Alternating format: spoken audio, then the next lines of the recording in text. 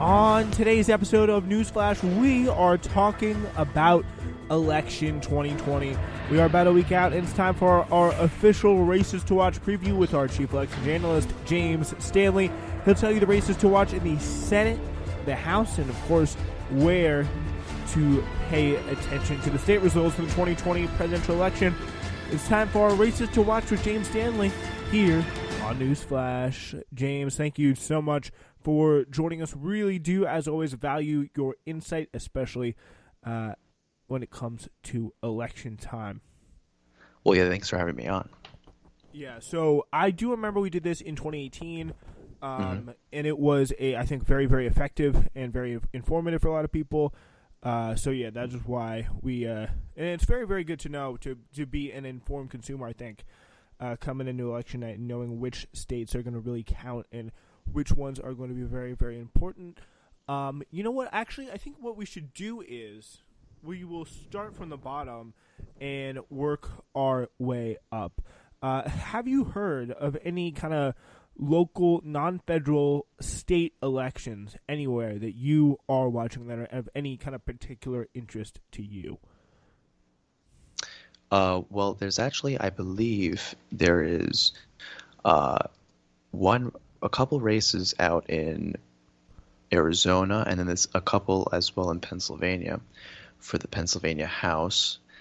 This is on the local level, that are kind of tight right now from what I was reading. I don't remember the names of the incumbents who are trying to fend off rather challenging challengers.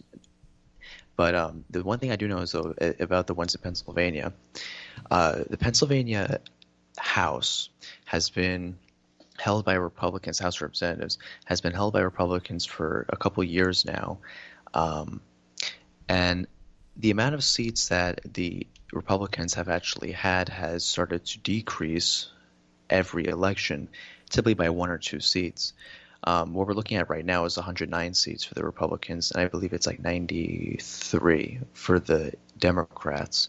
The Democrats have been really trying to get over the majority here in this House because they find that it's possible, based off the suburban vote, which they presume this year may actually sway the Democrats to take over the Pennsylvania House, because many people are predicting that Joe Biden will get that suburban vote, and many of the candidates in the suburban House districts are trying to kind of ride that supposed wave that Biden may possibly be riding in a state like Pennsylvania with the suburban vote. And to give context, the suburban vote typically will vote Republican most elections. They have for quite a while, not by large margins like the rural areas, but typically by good 5 to 10%. We saw that with Hillary Clinton. I believe the margin was 7 to 8% in Pennsylvania. Many polls now have Biden up by just a mere 2 to 3% in these suburban areas. And the suburban areas that are really going to be we're going to have to look at most are definitely around Philadelphia and Pittsburgh. Pittsburgh is an ever-growing city. It's expanding quite a lot. A lot of people are moving there. Yeah, it really changed its perception around from kind of like the hard scrabble, like steel kind of smokestack image it had in the kind of mid-century, as opposed to this like very innovative, like tech-centric area that it is now. Yeah, I mean, the Pittsburgh area has had a pretty big economic boom for the last couple of years. They had a relatively large push by the people in the city to find ways they can bring tech companies and big businesses, banks, etc., that were just racing over to Philadelphia and to try to have them come out to Western Pennsylvania. And so they've kind of brought that over to Pittsburgh. And Pittsburgh typically, back then was a relatively dead urban area of Pennsylvania. But now I'd say it definitely is one of the areas that is on the rise. And in a couple of years from now, you may be stunned, but it may actually be a major city in Pennsylvania, whereas right now it's more of just a metropolis area in Pennsylvania, whereas Philadelphia is, quite frankly, the only real major city that has a couple million people living there. So Overall, Pennsylvania really is a changing state. Trump won because of the fact that he was able to get the suburban voters in the area around Pittsburgh, but also he was able to consolidate his Western Pennsylvania support, Northwestern Pennsylvania, which has a lot of coal mines, fracking jobs, and a lot of rural voters.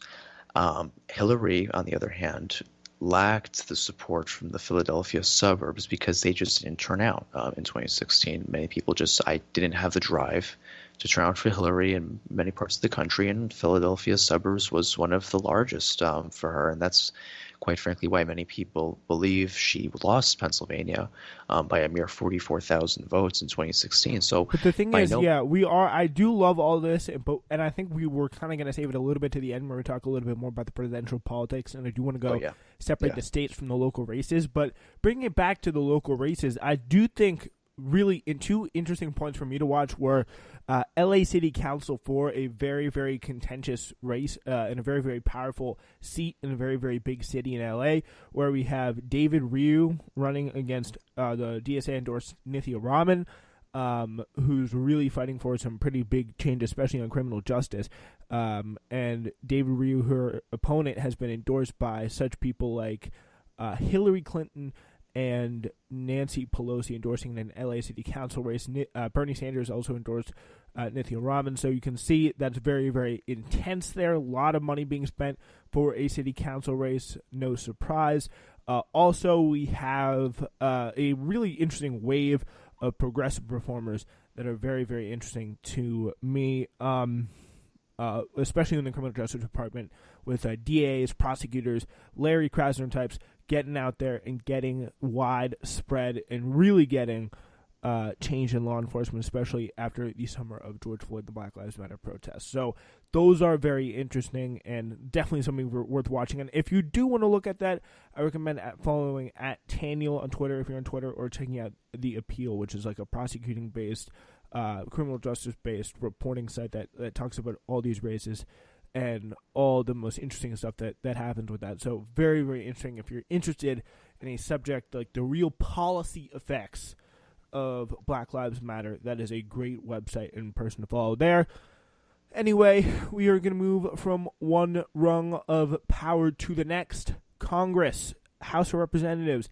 What, James, do you read as the overall state of the House of Representatives this cycle? Do you buy Trump's debate prediction that it could go red? No, I don't buy it. And speaking of the House, I have a couple seats to watch closely in this cycle. New York's second, which right now is being held by Representative Peter King, has a good shot at going Democrat in this upcoming cycle because Jackie Gordon, who is the nominee right now there, she's been having a relatively good campaign approach. She's having a relation campaign approach, which is actually the same campaign approach. We're going to talk about Al Gross later on in the night, but same campaign approach that Al Gross is taking in his Senate race in Alaska. But Jackie Gordon is taking the approach of that because of the circumstance we have right now where you can't really have rallies, or at least you shouldn't be. And that approach seems to be actually working for her. I mean, she's running against a Nassau County legislator who should be really winning this race. I mean, he's from Nassau County. He has the support of the outgoing Congressman, Peter King. He has the backing of the NR. Oh, Peter King's retiring. Okay. Yeah. Where would you say the Democratic nominee is on the kind of ideological scale? Everybody wants to know the. I would probably say a moderate. Okay. Yeah. Yeah, So I and do then, I do remember the primary challenger of the Democratic nominee that challenged Peter King was progressive, and she lost in 2018, but I forget how much. I think it was a pretty sizable amount. But Liuba Gretchen Shirley, she was a pretty cool candidate, but I see not running again there. Do you see any other Democratic seats to watch, or any seats that could go back to the Republicans? Yeah. New Jersey's second with Jeff Van Drew, the floppy flop guy. Actually, speaking of Kennedy, Amy Kennedy is running there. And here's why I think that seat will actually be picked up by Amy Kennedy. Not only did a Monmouth poll come out the other day having her up by 6 points, but Jeff Van Drew is going to have to really he's in a battle of his life right now in that district. Amy Kennedy grew up there. She has the Kennedy last name going in her favor. She's also been a mental health advocate in that district, and she's using that as a mechanism as to why she believes Congress needs to do changes on the healthcare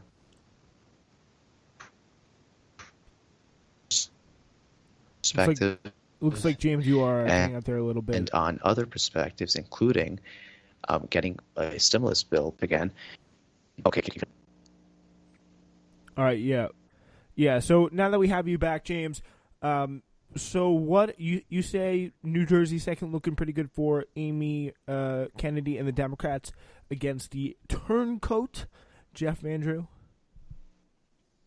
yeah, I think it's looking great for her. Not only has she done well in recent polling from Monmouth University, but she has a good shot at winning this race, and here's why. She comes from the area. People in that area are kind of frustrated over what's going on in D.C., and that district is just Republican +1 on the Cook PVI rating scale. So it isn't any type of very conservative congressional district, which would make it hard for Amy Kennedy to win. It's actually quite in the middle. And Amy Kennedy is actually, shockingly enough, she's not really running a middle of the road moderate campaign. She's running I wouldn't necessarily say a progressive campaign. Definitely would say she is definitely running a rather liberal campaign in the sense that, she says that she would support Medicare for all after a public option is put in first. And in regards to how she's handling this race against Jeff Van Drew, because Jeff Van Drew went from a Democrat to Republican, and Jeff Van Drew is going to try to get the disaffected moderates over to him and be like, look, I switched parties, you should do it as well. But Amy Kennedy's doing a pretty good job with that base of the moderate Democrats and even independents for that matter, because she's actually having a very good campaign method there. She's going on the ground. She's one of the only campaigns I can really think of in the top of my head who's knocking on doors still to this day. Obviously, isn't really in contact, dropping flyers and talking with voters, but that type of interaction with voters is something it works. It's proven to work, and it worked for AOC in her primary, for her House primary earlier this year. It worked for Ilhan, and it's going to work, I think, for Amy Kennedy as well, because people want to see the politician and their own, Amy Kennedy's not a politician, excuse me, the political candidate and their campaign serious about actually representing the area. And by having people go to knock on the doors, including her, by the way, she's actually been going onto the road herself with her campaign and being with the voters. I do think that's really interesting. Like, the Biden campaign has been a little bit hesitant on that, but it's good to see that some people are at least doing it in a safe way, which I really do think it can be done. Is there any other House races that you see worth interesting for the Democrats or possibly Republican flip opportunities? I know Tom Cotton was up somewhere in, New Hampshire recently. Yeah, well, New Hampshire is going to be solid. I think that's more for the presidential. The races that I think we should definitely watch is that one out in California. I'm trying to get the commercial. I think it's 25th. Yeah, 25th, being held right now by Mark Garcia, who beat Christy Smith. That's going to be a pickup for Christy Smith. It's going to be easy. It's north of LA. You got the suburbs there. The Cook PVI rating of that district is D+2. This is going to be a blue wave here in California, probably across the entire nation for that matter, in the sense that a lot of Democrats are going to feel energized enough to go out and vote. It's in California. This district has more Democrats registered. I don't see any reason to doubt that Democrats wouldn't come out in large numbers this time around in the general election. Democrats typically don't vote in primaries or special elections, which is the reason why Garcia was able to win. Had nothing to do with Democrats moving over to him. But there is one more race I definitely will say. Two, excuse me. Nebraska's second. Okay. Kara Eastman. Yes. She ran against Don Bacon. Insane. 2 years ago. This is actually one where the Democratic people that she beat, Kara Eastman, she beat the Democratic former representative who is not a progressive and his wife in 2018 and 2020 respectively, and they both refused to endorse her, with the husband who she beat in 2018 actively supporting the Republican representative. So pretty insane stuff. Yeah, well, I think that that's a true toss-up right now. I think it's going to be a hard battle for her. But what I will say about this district, getting out of the House race here for a second, a lot of people are thinking that this House district, because how Nebraska does their electoral college votes, is similar to Maine. You have one for the entire state, and then you have three extra for each congressional district. That's how Nebraska does it. That's how Maine does it, except Maine only has two. So it's one plus two, three. Nebraska's second. People are projecting may actually go for Biden.